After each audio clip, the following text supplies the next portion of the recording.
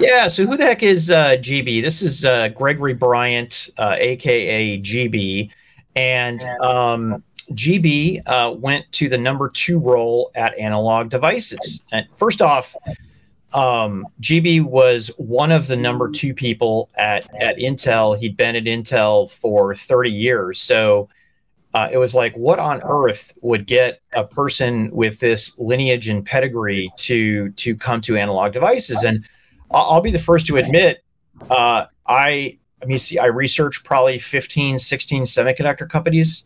I do not research Analog Devices. And something, though, had to bring, has to be something there to bring a guy like GB there. And they're a company with 25,000 employees, 75,000 SKUs, 125,000 customers, and they do exactly what you would expect based on their name: analog and mixed signal, power management, RF and microwave.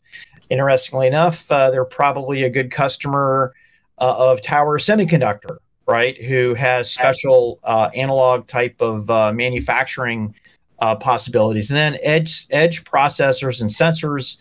And as if you were paying attention to my Tower Semi, edge sensors are all about analog, hence Analog Devices. Boom. They do sensory, they measure, it does compute, connect, and power. What else? Annual revenue, $10 billion a year. And in very similar markets, it's interesting, as Lattice: industrial, robotics, automotive, ecosystems, connectivity and data center, digital healthcare, and aerospace. So it's interesting, Daniel. You know, you and I cover a lot of different companies. These folks are doing it in a very unique way. I mean, think about this: 75,000 SKUs at 71% gross margin, which is eye-popping, which doesn't include Maxim, which I think brought the margin down. But anyways, this is a company that I will likely be paying attention to, if for no other reason. GB went there, and I want to know why GB went there.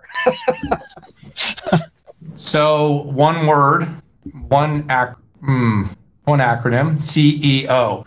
My guess is that there's a clear shot path, and if you're GB, there was probably not such an immediate path at Intel.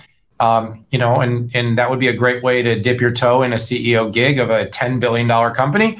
And like you said, I'm gathering and garnering that with him being there, we're going to be talking to him and about them a little bit more often in a space that's still building parts and pieces that are imperative. Now, we love to talk about leading edge, but some of these other technologies are so critical to so many things we use.